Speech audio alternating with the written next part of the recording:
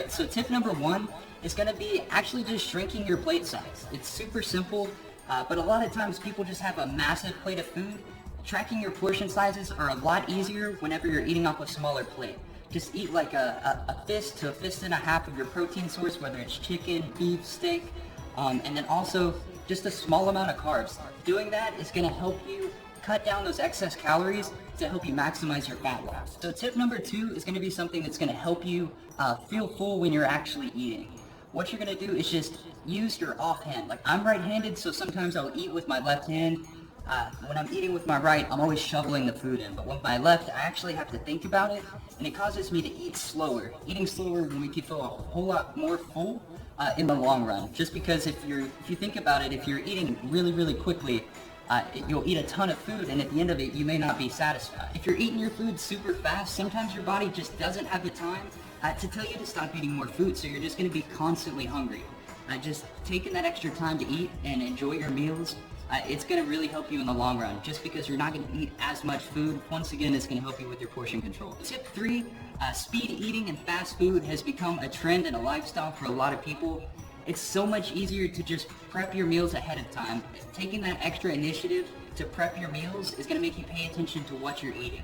If you're eating the right things and you know you're getting the right nutrients from your food, overall you're just going to get a much better result just from that. Fast food is full of preservatives. Everyone knows it's not good for you. All it is convenient. If you plan ahead, you prep your meals, it's equally as convenient to just grab them out of the refrigerator and take them with you. The 4th and final tip is going to be to just get more active. I know it's kind of crazy, but all you have to do is just exert yourself a little bit. Whether it's a quick run, quick jog, getting to the gym, anything that you do where you're burning more calories and just getting up and being active is going to burn more calories and help you burn fat. It stimulates your metabolism, and ultimately, overall, you're just going to burn more calories. And that's what we're here for. Alright guys, that was 4 easy tips that you guys can use to help you get back into the swing of things, really start melting off that body fat and getting your diet and nutrition moving in the right direction. I'm Philip Quick with InsaneHomeFatLoss.com. You guys have a great day.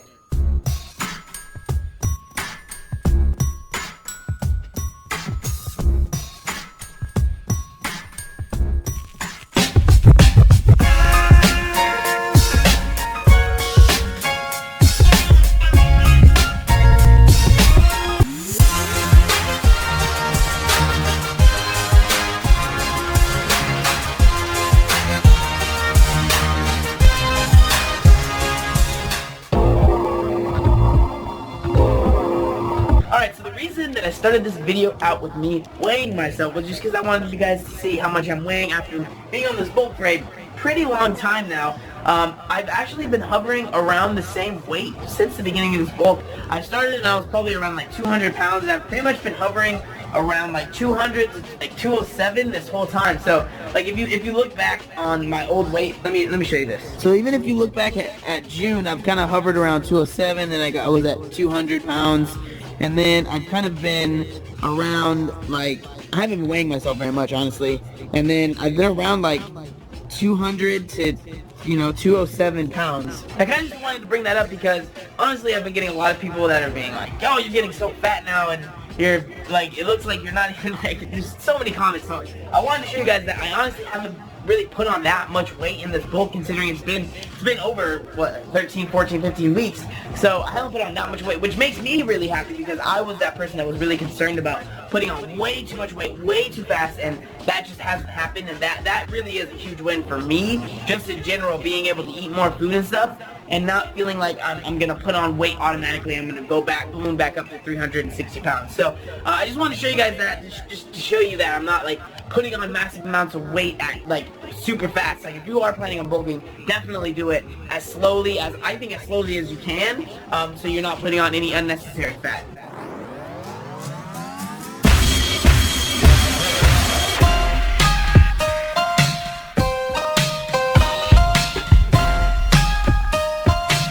Are you excited to work out? I'm so excited back Yes? in San Diego finally. Can I have a high five? No? High five. Are you excited to work out? Want the dork, right? Dork.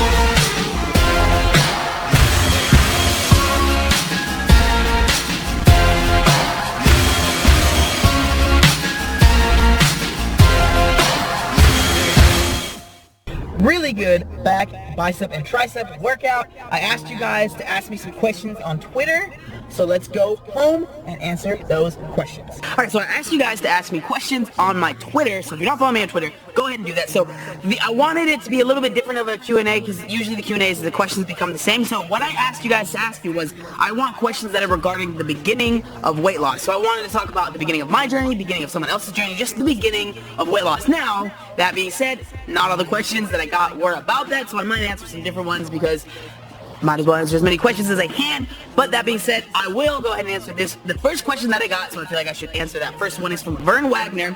He said, what was different in your diet back when you started compared to now? And as far as then he asked supplements as well, so what different supplements did I take? And then he said, I'm 15 pounds into my weight loss journey. First off, congratulations, man. That is awesome. So when I first started losing weight, I talked about this before, but I didn't really know what I was doing, so I was very limited in my calories. I would really limit pretty much everything that I ate. So a pretty typical day for me in the very beginning of my weight loss journey, I would say, and this was like when I was getting into it, like really trying to be good. In all reality, I was just cutting my calories too low. Would be one packet of plain oats, so that's 100 calories. Okay, one packet, one of those little satchels that you can get. One packet of plain oats, and then this is when I was working at Vons. I was working 2 jobs, Vons and Vans. I would go to Vons, and I would work until usually about like 11 at night. Oh yeah, so this was after I quit Vans and I was only working at Vons full time. I would eat about, when I would get on my break, it would be about a few hours after I had ate my oats, I would eat a little side salad that they sold there, and then I would eat maybe like an apple as well. And then for dinner, I would eat maybe like a chicken salad, or I would eat maybe like if my mom made like pasta or something like that, I would eat a very small serving, and I'm not kidding, like a very tiny one. So the calories that I would end up eating throughout the whole day, and then if I was hungry, say I was like really hungry throughout the day, I would eat maybe like an apple or an orange, some sort of piece of fruit, right? So that was pretty much my my diet as far as then. And then you guys see I don't really need to explain my diet now, because you guys see the Feeding the Beast videos, and I am trying to gain weight now, so it's a little bit different.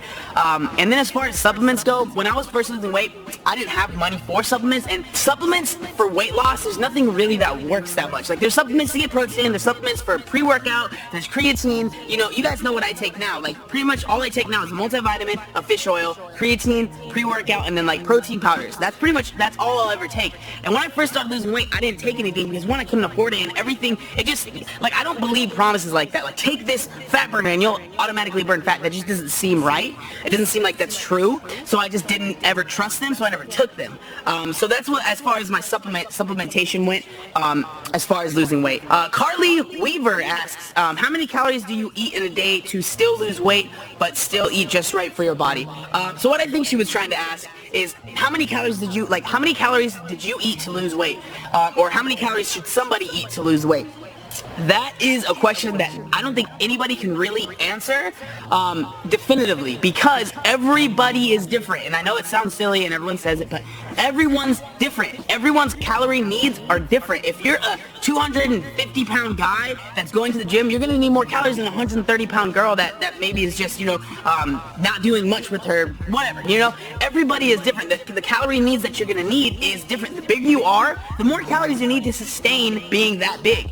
So it's hard to say. What I would recommend is look up TDEE. That means total daily energy expenditure. Look that up online, figure out what your TDEE is, and then what you're going to want to try and do is eat about maybe 300 to 500 calories less than that, and you will lose weight, because calories in versus calories out. You cannot gain weight if you're in a caloric deficit. A caloric deficit means that you are eating less calories are going into your body than you are consuming. No, less calories are going into your body than so you're burning off more calories than they're going into your body. Jeez.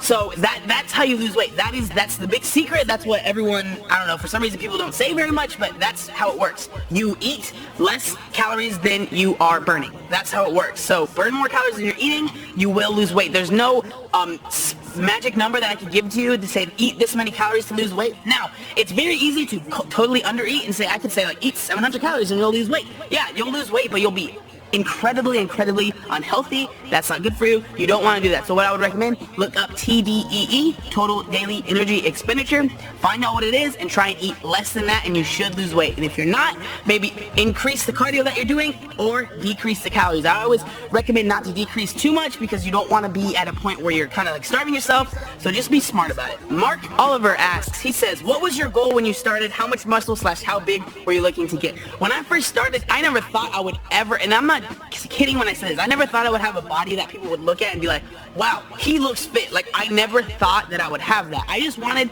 to lose the weight because when I was at my biggest, I wasn't living anymore. I've said that before. I was just existing in this life, right?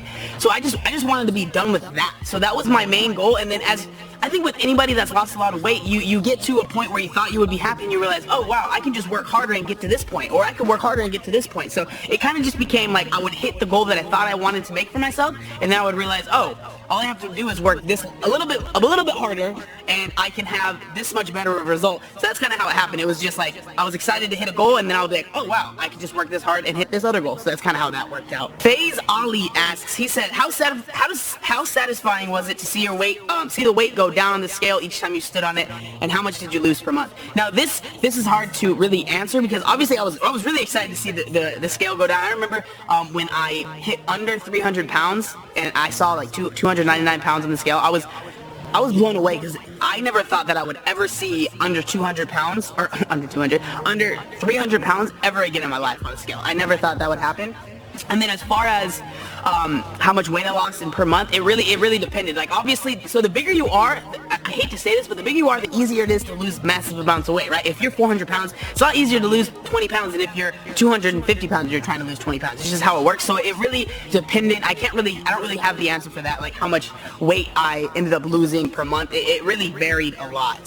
Cedric Boyd, so he asked, when did you begin incorporating lifting instead of just cardio? So a lot of you guys know, I got another question asking like how much cardio did you do when you started? So when I first started, I only did cardio because that's all I knew what to do. So I would do 15 minutes on the stair climber, 15 minutes on the elliptical, 15 minutes on a bike, and then 15 minutes walking on the treadmill. That was my whole workout. I did that for a long time, and then I ended up getting bored of it, so I lost a lot of weight doing that, but I didn't build any muscle, so I got really bored doing that, and then I ended up stopping going to the gym. I didn't even go anymore. And then I ended up thinking in my head, I was thinking about joining the military, and I knew that you had to do a certain amount of push-ups, sit-ups, you had to be able to be slightly physical, right? So I remember I was like really thinking about it. Like I was ready. I talked to a recruiter and everything. So I started going to the gym again, and literally me lifting was a result of me trying to get into the military. So this was like pretty much after I had lost most of my weight, and so maybe about a year and 3 months into my weight loss is when I started lifting. Now, saying that, that's not what I would recommend. That's not the most optimal way to do it. I recommend always lift. Now, if you're 400 pounds, yeah, like you don't need to lift for most of your workout, but I would recommend always doing some sort of weight training. No matter what it is that you're doing, I would always recommend trying to build muscle because the more muscle you have, the more calories you can eat, and that's always a good thing. Desiree Ramos asks, this is a good question. Did you consider yourself a food addict / compulsive overeater in the beginning? If so, any things you did to fight through that?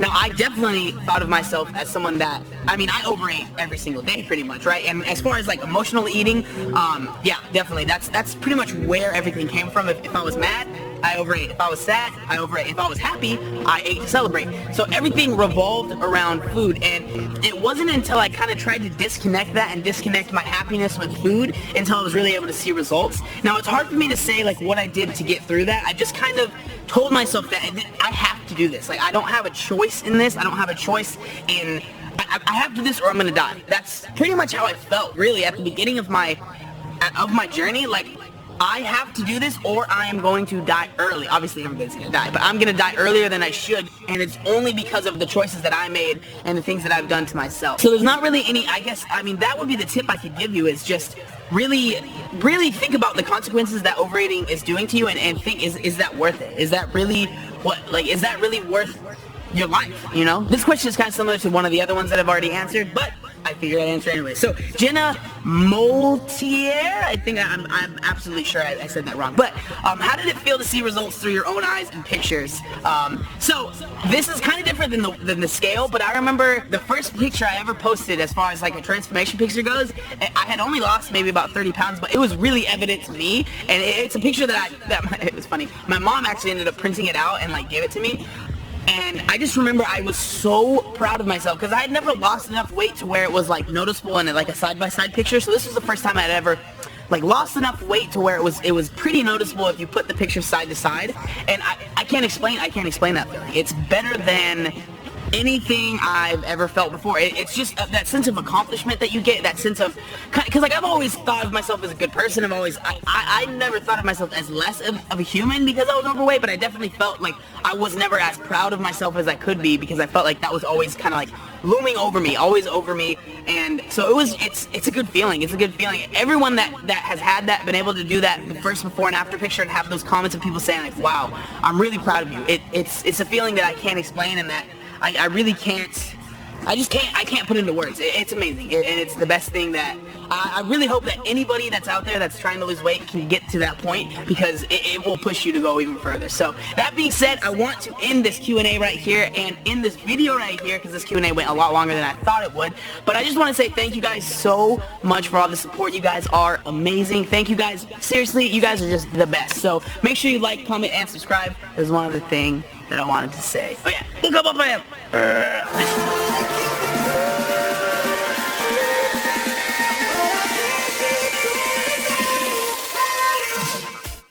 Everyone, it's Brianna Jackfruitson here, and today I wanted to speak about weight and BMI because I get a lot of questions on these topics like, what is your weight? What is your BMI? Are you underweight? Did you gain weight on this lifestyle? Did you lose weight on this lifestyle? Are you at a healthy weight? And yada yada yada, and just all of these questions about weight and BMI. So today I wanted to answer a few of those questions and then just speak more generally about weight and BMI and what I think about the calculating system and everything like that. So let's get started. So the first question is, what do I weigh? Well, I don't weigh myself, and I will never ever weigh myself again. And if you guys don't already know, I used to have an eating disorder in the past. I struggled very badly with anorexia nervosa, and I got down to an extremely low weight, and it honestly literally almost killed me. And you know, when I was struggling with my eating disorder, my happiness and my self-worth and just how I felt about myself day to day was dependent on when I stepped on that scale in the morning and saw that number, and that number was everything to me. It determined what I did that day, you know, what I ate that day, which was practically nothing, you know, if I wanted to go outside and see my friends, or if I just wanted to stay inside and cry, like, it just determined every single thing about my life, and I never ever want to live that way again, and I don't want anyone to live that way. It's such a horrible thing to think that you're not worth anything more than a number that literally means nothing. Like, as I said, I will never weigh myself because I get nothing from weighing myself. It brings me no positive benefit. It doesn't tell me anything about me, you know, it just tells me like what I'm in relation to gravity. Do you know what I mean? Like, it doesn't tell me about my talents or what I can bring to the world, or what my friends think about me and what my family think about me and who loves me and who I love. Like, those are the things that matter. Your weight doesn't mean anything, I promise you. Like, it really doesn't matter at all. And you know, the same thing goes for BMI. Like, why does that figure determine whether you are healthy or not? And really, it's such a stupid system anyway. Like, yeah, okay, they have categories of whether you're at a healthy weight or whether you're overweight or whether you're underweight, but you know, that weight that you put in relation to your height, it doesn't take into consideration what that weight is made up of. So you know, for example, you could be really muscly and you could be really fit. You could be going to the gym 7 days a week and just working out really hardcore, eating really healthily, you know, you feel amazing, you look amazing and everything, and then you want to calculate your BMI, and obviously you might weigh a bit more because you have so much muscle, and muscle weighs more than fat, and so you could put in your BMI and you could be at the upper end of healthy or even overweight, but you could be so much leaner, so much healthier, just feeling so much better than someone with a lower BMI who is supposed supposedly healthier than you, but obviously that is just total bullshit. Now, don't get me wrong, I'm not saying that BMI is totally worthless. You know, for example, as I said, I used to have an eating disorder, and seeing that BMI and seeing that extremely low number, it did give me a wake-up call and show me, like, wow, you know, I am in a really, really unhealthy place right now, and I really need to gain weight in order to be healthier and in order to live a good life, and to be physically and mentally healthy. And the same goes for overweight people. You know, if someone is obese and they're in denial about what they're eating, you know, showing them that number and showing them what is associated with being obese or overweight could really give them that jump start they need in order to better their health and to create healthier habits in their lifestyle. But then at the same time, if you think about it, you don't need a figure in order to tell you that. So, you know, for example, when I was really, really underweight and I was starving myself, there were so many other signs telling me that I wasn't at a healthy weight. Like, for example, my hair was falling out, or, you know, I barely had any energy to even walk. You know, I was dizzy. Everyone was telling me that I looked sick, that I looked underweight. You know, the head of sixth form when I was in school would constantly ring my parents saying that they were concerned about me, you know, saying that they thought that my health was at a serious risk. So when you have all of these different signs just showing you that it's blatantly obvious that you are underweight or you are overweight or you're not at a healthy weight or that you just have these different health issues, you don't need a figure in order to solidify that or in order to tell you that, you know. And let's face it, I mean, weight can be manipulated anyway. Like, I know that so many people with eating disorders, for example, that get weighed in at the doctors, they can put weights in their clothing or they can hide water bottles in their jackets or something in order to manipulate their weight, because really that's what doctors care about. You know, they plug in their weight to a computer and they see their BMI and they're like, oh, well, I guess you're at a healthy BMI now, that's great, goodbye.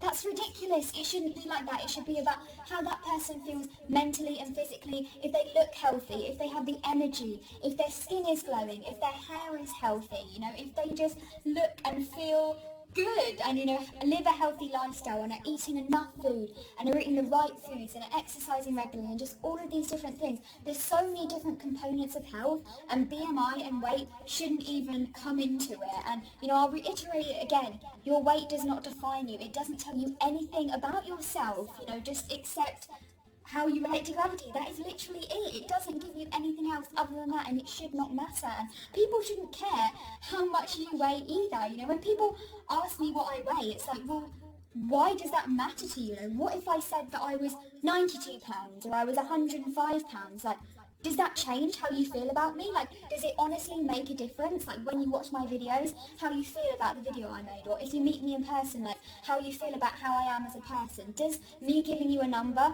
really change who I am or how you feel towards me? Because if it does, that is a really, really bad thing, and I would really ask you to just question your mindset and try and change it, because you should never look down upon someone or think of someone differently dependent on how much they weigh. Like, that is not a good mentality to have. So in short, weight and BMI mean absolutely nothing, and don't care about your weight, don't care about your BMI, and don't care about anyone else's, because there's so many other things that are important within health and other ways to determine health. And if you're concerned about someone's health, that's fine, but don't try and define them by a number. So that's about all I have to say on that topic. I really hope you enjoyed the video. If you did, please give it a like and leave any comments down below. I'd love to hear your thoughts. Do you think that weight and BMI is a good way to determine someone's health? Let me know, and don't forget to subscribe if you haven't already for more videos on health and veganism. And you can also follow me on Snapchat at BrieJackFruitson, on Instagram and on Tumblr at BriannaJackFruitson, and you can support my channel a little bit extra on Patreon. I would really, really appreciate that.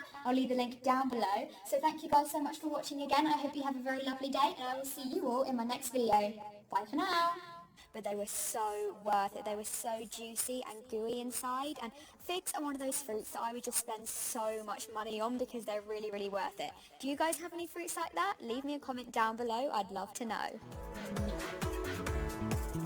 When I say the word bubbly, what comes to mind? Champagne, bubble wrap, bubble gum, a happy-go-lucky person? How about a full-of-life actor? How about Parineeti Chopra? Check it out, check it out, check it out now. Since the last time she hit the screen in Ladies vs. Ricky Bell, Parineeti has been called bubbly. But this could very well have to do with the fact that Parineeti was also often labelled as plump. She has this whole bindas girl image where she really doesn't care about what she looks like or what she eats. However, Parineeti is calling people out on that. Parineeti spoke exclusively with 9XC.com editor Vicky Lalwani and told us, but I've always been an obese person, you know. I used to be 86 kilos when I came back from London. You know, just to kind of bring down that weight took so much time. But people mistook that and people thought that I didn't care. Yeah, of course I knew it. I'm not stupid. I'm not one of those actresses who was going to be like, it's okay to be overweight. Like, I don't think so for myself at all. I wanted to be fit. And now I think I've reached there at least 50%. And now, jitna bhi रहेगा, it'll come with time. how did this weight loss come about? Because from the time we saw her during the promotions of Kill Bill to a few months later at a jewelry event, she had slimmed down drastically. The most important thing that happened was that I just had some time to kind of figure out what was wrong, why I wasn't losing weight, because I was always health conscious and I was always taking care of myself, but the results were not there, my body was putting on weight. So I actually met a doctor to figure out what was wrong, and he told me that I was eating some foods that I was allergic to. So when I became aware of what I was eating, what I shouldn't eat, then immediately my working out and my eating right affected it. Parineeti found out that she was allergic to eggs and dairy products, so she's trying her best to cut down on those. However, it's not all diet. The girl is doing some hardcore physical work as well. Parineeti told us that she finds the gym super boring, so she thought of trying something different. Yeah, I started doing Kalari Paitu, which really helps me, which is basically a martial arts form from Kerala. That has brought a great amount of flexibility and, agility in my body, which I didn't have previously. It's great that her body is responding to this form of exercise and altered diet, but Parineeti makes a confession, and it's a shocking one. Especially coming from a mainstream Bollywood actor. She said that if things had gotten bad, she might have even considered surgery to lose weight. If my body was not showing results and I was really desperate, I would even consider it. But right now, I'm working out and I'm eating well and my body is really reacting very well. I've lost so much weight. But now that she's dropping the kilos, how does she feel about her new avatar? I genuinely feel great. I really feel more confident when I dress up. I definitely feel more confident in, photo shoots or whatever. But having said that, I'm not even 50% where I want to be. I still have a long way to go. Parineeti